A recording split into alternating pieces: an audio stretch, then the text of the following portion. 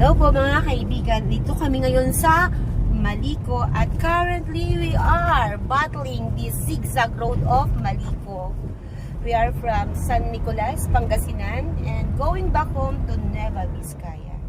Actually, this road is very beautiful and very dizziness. Dizziness. Kailangan mo nang magbaon ng maraming plastic at uminom ng Bonamine. So, papakita ko sa inyo ang daming riders. Maliko Road. Maliko Road. Maliko Road.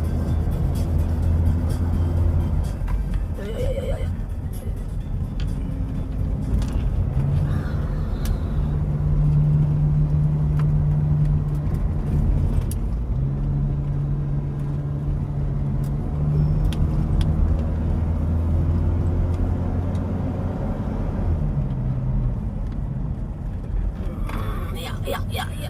Ah.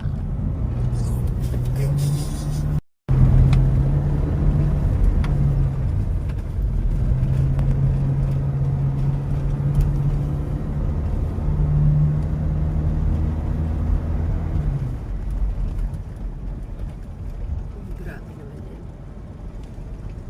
Dugs. Sa zigzag road of Maliko. Nakakahilo road. So actually San Nicolas part pa lang ng San Nicolas to. Okay. At the other side is Vizcaya. And there's so many riders here because it's a holiday.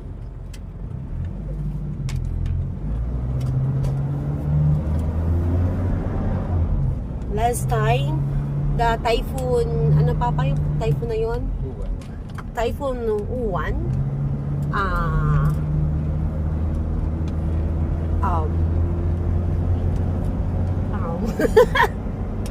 Caused so much damage in this road because there's so many landslide.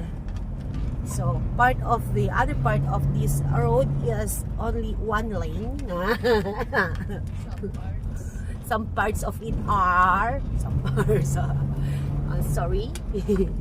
It's a very kilo here and my brain is kilo too.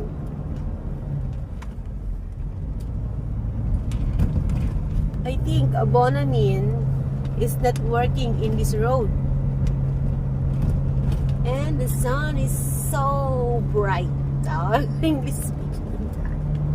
See, it's a very kilo road here. This is also a part of the road damaged by Uwan. See, kita nyo yun mga kaibigan, is a very highest mountainous. Kita nyo yung kabilang daan. Hindi nakita.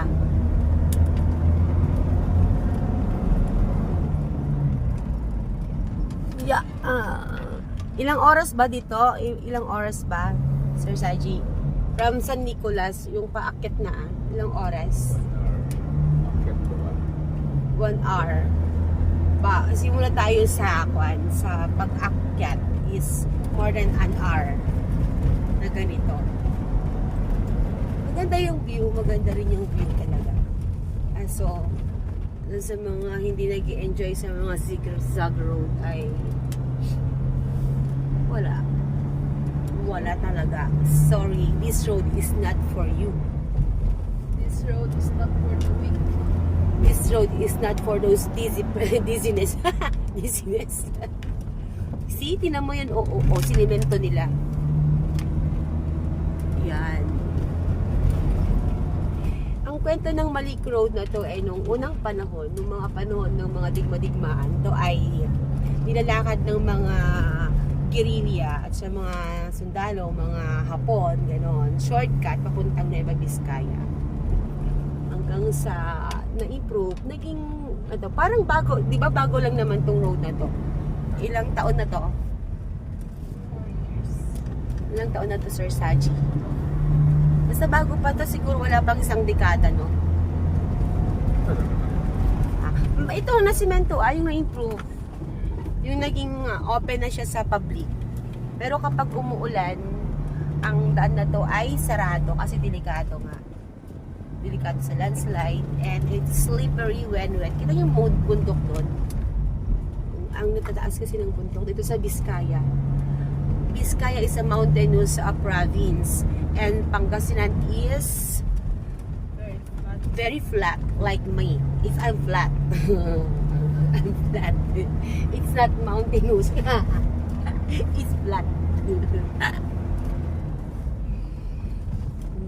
Kaya mainit doon.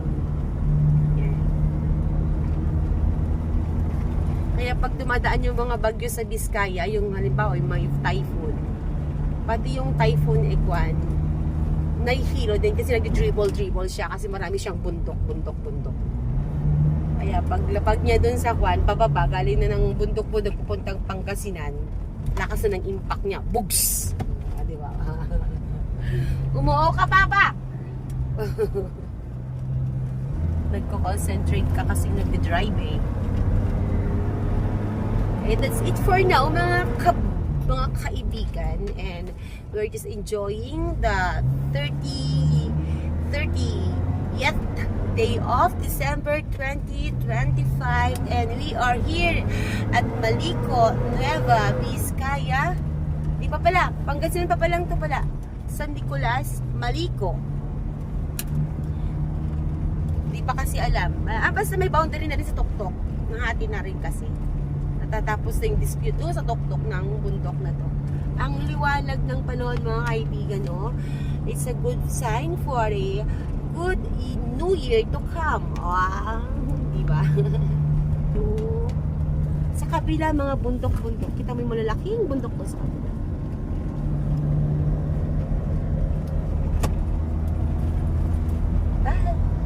Kami umakyat, mga kaibigan, ay nag-take na kami ng Bonamine paracetamol kasi talagang mahina kami sa hilo-hilo at di kami nasasanay sa zigzag road. Kasi kung dadang ka dito, makakatipid ka ng 2 oras. Compare mo sa Kwan, dadang ka pa ng Nueva Ecija. Kasi ito is Pangasinan, Nueva Vizcaya na. Kapag dun ka pa kasi, Pangasinan, Nueva Ecija at Vizcaya. So, meron tayong malilive na isang town, di ba? Town ba yun? Province. Hindi na tayo dadaan ng Nueva Ecija. Lupa, San Jose, Basta 2 oras, may kita 2 oras yung matitipid natin kapag private. Pero kapag bus, hindi lang 2 oras yung matitipid. Nakakahilo lang talaga. At lalong nakakahilo kapag yung driver natin ay ginaganahan siyang mag-drive. Mga kaibigan, tuturo ko sa inyo. Tingnan niyo yung sa pinaka doon. Ayun ang isang tourist spot ngayon ng Malico. In forward. Yun. Hindi makita. Yun. Ayun, ganda ng panahon, mga kaibigan. It's a sunny weather of 30th day of December 2025. Ayan. Ang ginawa nilang tourist destination din ng Nueva Vizcaya, Malico, San Nicolas. Ayan, yung maliit na lang na natitirang lupa dyan sa pagitan ng mga kalsada. Ginawa na nilang in-improve. Noong umaakit kami dyan, wala pang bayad dyan. Ngayon meron ng bayad. Yun. Do you see? In-improve na nila, ginawa na nilang tourist spot. Ang dami na, magmula nung na-improve tong Malico, yes, dumami na rin yung pagkakakitaan ng mga tao. Tingnan mo, mayroon pa doon, oh. Maraming camping site at napakaraming riders dito. Kasi nga, December at mahaba-haba yung bakasyon ng mga tao. Since kasi yesterday is yun na yung last na pasokan ng mga private, di ba? Ayan, tingnan mo, may meron pa doon, Kubo, Malico, San Nicolas. So magkasama pa rin ba yung Malico, San Nicolas?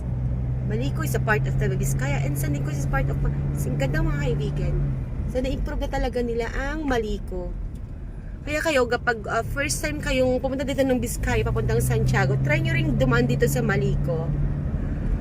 Pero ina-advise nila yung mga first timers sa araw kayo dumaan kasi medyo matarik kasi talaga yung mga bangin dito sa daan na to.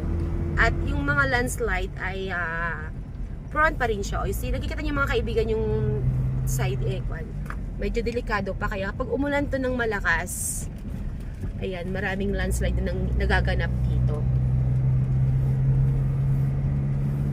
Enjoy nyo rin ang mamasyal dito sa maganda siguro kung yung sunrise pa lang at saka maraming mga nagbabike dito, yung mga healthy living people, healthy living persons enjoying the ups and downs of this mountain for those stamina oh, you see, at magandang umangkas dito yung mga lovers, oh, you see, ito mga lonely, wala silang kaangkas. May kasama pa kasing payakap-yakap ganyan. Pero kapag mag-asawa na, hindi na uso yung yakap-yakap na yun, oh, you see? At may mga kamera sila. Kamera, yay, kamera, oh. Ako yung nahihilo. Ang gulo kasi ng driver ko. Yeah. Grabe, ang gulo. Ba't di na lang kayo ginawang straight to, no? Nakakahilo. Butik, paano kung hiluin na yung driver? Ow! At saka kay mga kaibigan, di ba yung Biskaya is a vegetable basket din. Ibig ko sabihin is maraming product na gulay ang Biskaya kasi nga yung weather, climate nila dito sa mountainous part is good for gardening. Kaya marami kaming product dito as in cabbage, carrots, sayote, beans, luya, onion, and everything. Kaya dyan sa mga part sa taas dyan is may mga nagbebenta ng mga gulay at mga fresh yung gulay nila. Kaya kapag gusto nyo makabili ng mga fresh kong gulay, hindi ko lang alam kung mas cheaper yung presyo nila. Pero promise talaga is fresh na fresh yung mga gulay nila. Pati yung mga nagbebenta is fresh na fresh.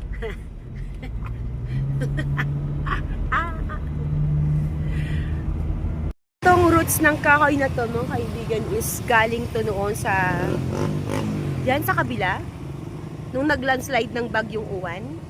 Yan. Kaya nung Bagyong Uwan, sinara nila yung daan dito. Hindi siya passable. Ayan. Kita nyo ba? Tapos, ito yung mga tinanggal nilang lupa. Naglandslide po kasi dyan noon. So, prone pa din siya sa the landslide. Pero ang ganda talaga kasi ng Biskaya. Ang ganda. Hindi Biskaya pa. It's actually, hindi pa Biskaya talaga to. Kita niyo saan yung mga bundok. At saka pine trees.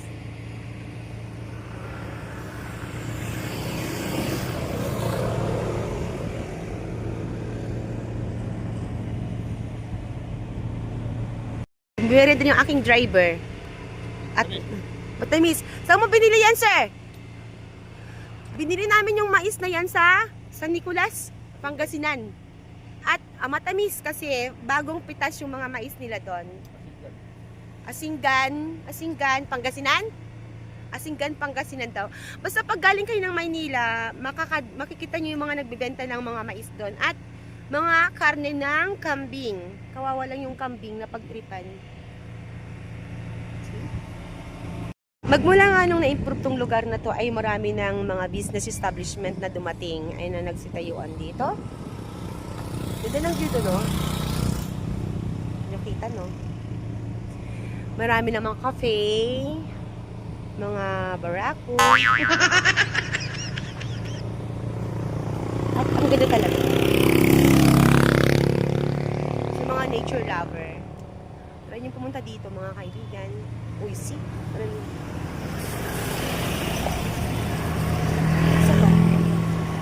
Roots. Pwede yung pang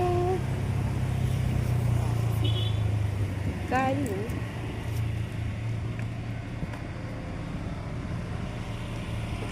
Tara na, ituloy natin yung nagiging crop top yung damit ko.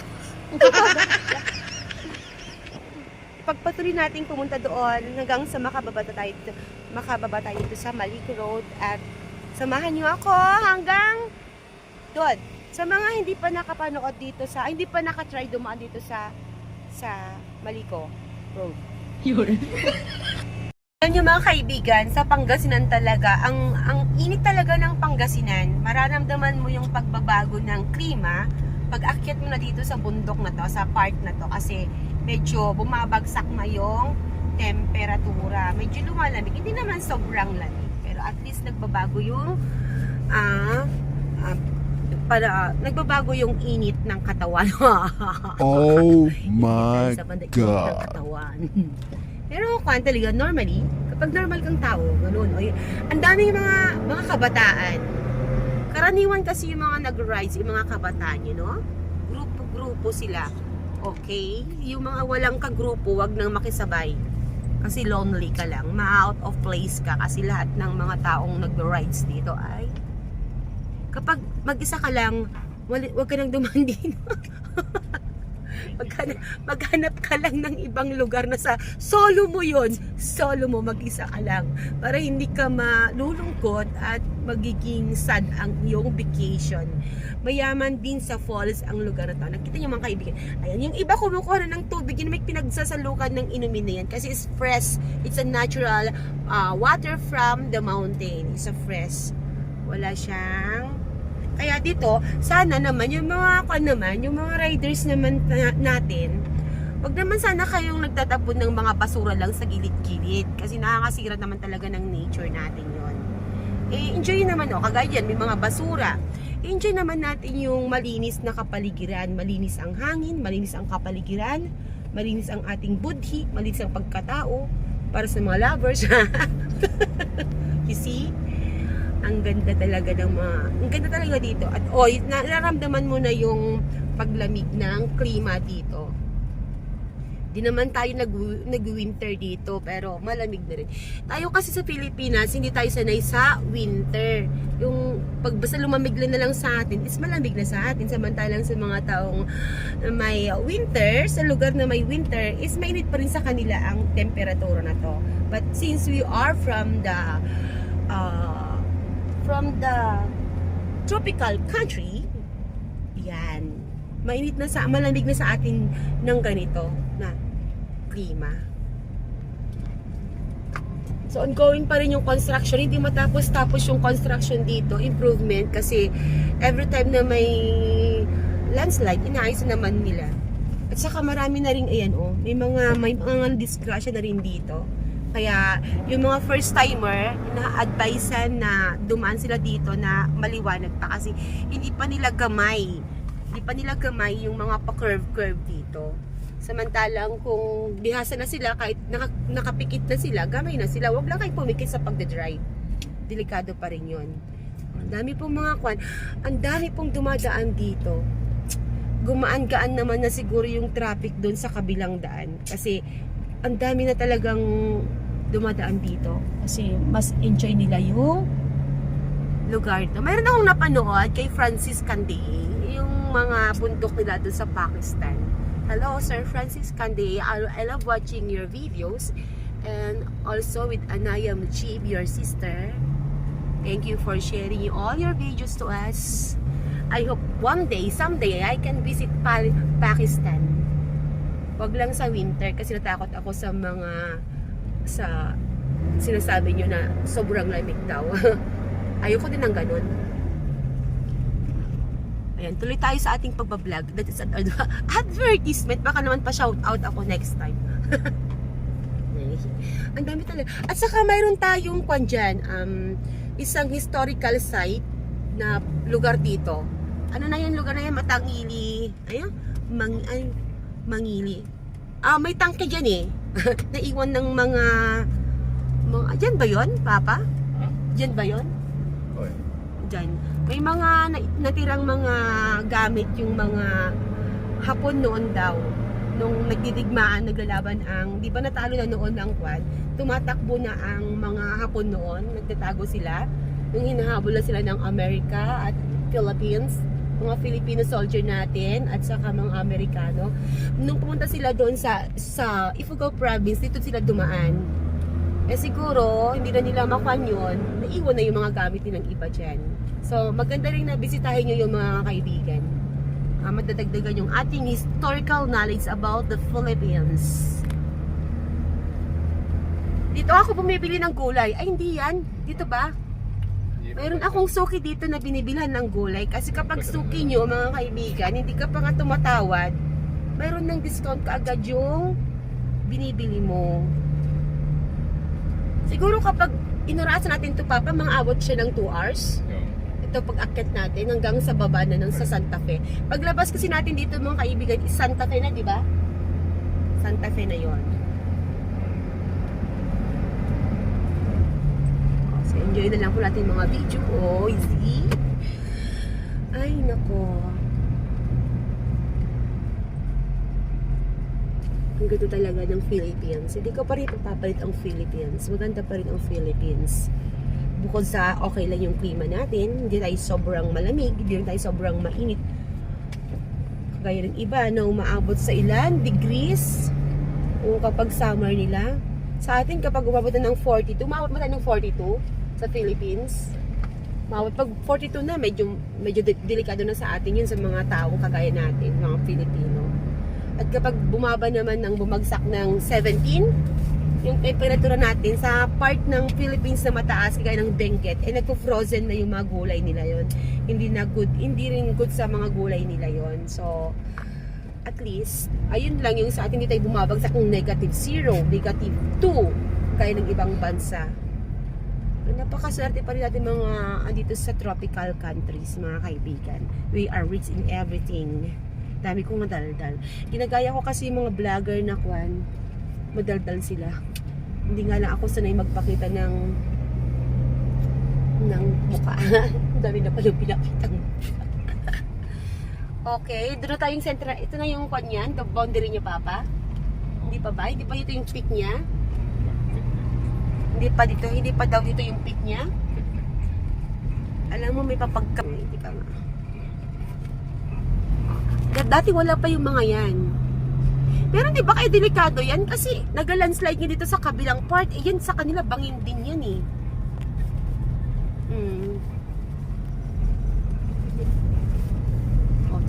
Pababa na rin tayo ngayon. So pababa na rin tayo. Pag bumababa na rin tayo mga kaibigan, tumataas na rin yung temperatura natin. Kasi umiinit na yung klima. Saan na yung binibilan natin ng gulay? Ay, bili tayo ng gulay? Bili tayo? Dami mga vegetable vendors dito. Wow. Marami ding machong tao dito. Kita nyo yun? Pinagtripan. At meron pa dyan meron pa yung pinunta natin yan, di ba? Na Condon. Di yung pinunta natin. May falls din pala dito. Ano pangalan ng falls dito? Hingi Falls. So may Hingi Falls, meron ano yung kwan yun, yung historical site dito, Papa. At sa marami ding camping site dito. At ito na yung Malico, Santa Fe, Nueva Vizcaya. Malico, Santa Fe, Nueva Vizcaya na tayo mga kaibigan. Ito na yung boundary pa? Dispute pa lang, hindi pa sure. Oh, hindi ko alam, basta una tayong pakialam doon, mag-enjoy na lang tayo sa basta hindi nila isasara tong daan na to, okay lang. So, pababa na tayo mo ng Santa Fe. Santa Fe na. So, ikakat na natin dito. Kaya, kakat ko na ba doon o bababa pa tayo? Yeah. Kaya dapat pag nag-travel tayo, i-check natin yung mga importanteng check sa sasakyan natin. Yung brake natin, number 1 yun. Siyempre, yung gulong. Kasi wala ka namang madadaan ng kwan dito eh. Yung brake natin kasi matarik talaga yung daan. At saka mayroon pa tayong falls dito sa ano yan? Imugan Falls. Isa din na pinuntahan ko na rin yung sa Imugan Falls nung bago-bago pa ako nagba-vlog. Yan, noong start pa ako noon nung sobrang nakakahilo pa yung aking camera. Ngayon, medyo nakakahilo kasi mga kaibigan, bumili ako ng 7P na stabilizer ko, DJI 7P. Yan yung Hingi Falls. Pero mga kaibigan, bakit hindi siya gumagana sa aking cellphone na Vivo 50 Lite? Sabagay yung camera ng Vivo 50 Lite, mga kaibigan, is stabilizer na rin siya. May gimbal na rin siya. Kung may stabilizer na siya. Pero mas gusto ko kasi sana yung naka-gimbal ka pa kasi mas maganda yung kuha mo pa rin sa mga video. Hindi siya gumagana, so parang nalulungkot ako. Kasi 7 plus yung bili ko dun eh. Nandun lang sa bahay, ba? Sabi ko, pero sa isang cellphone ko, gumagana siya sa isang phone ko, sa Realme 8 Pro. Kaso nga, mas gusto ko din sana mas updated yung one. Okay, maganda pa rin naman kita yung Realme 8 Pro, pero mabilis siya kasing one na mapuno yung memory. Pagbaba mo dito mga kaibigan, isararamdaman mo na rin yung pagtaas na ng temperatura, umiinit na rin. So, Santa Fe na tayo mga kaibigan. So, that's it for our Maliko road trip. Salamat! Hanggang dito na lang ang ating Maliko ride. Maliko road trip. Kasi sa Biskaya, ibang vlog ulit yan mga kaibigan. At thank you for watching my videos. Soon, magkita-kita tayo ulit sa ibang part ng aming probinsya at hindi lang sa ibang part ng ating probinsya. Pupunta pa kami ngayon sa Ramon Isabela. Itatry natin makapunta sa dam doon kasi nung pumunta kami ay sarado. At sa Rolling Hills din ng Ramon Isabela na dinadayo din ng mga turista ngayon. Thank you for watching. Salamat. Assalamualaikum. See you next video. Bye!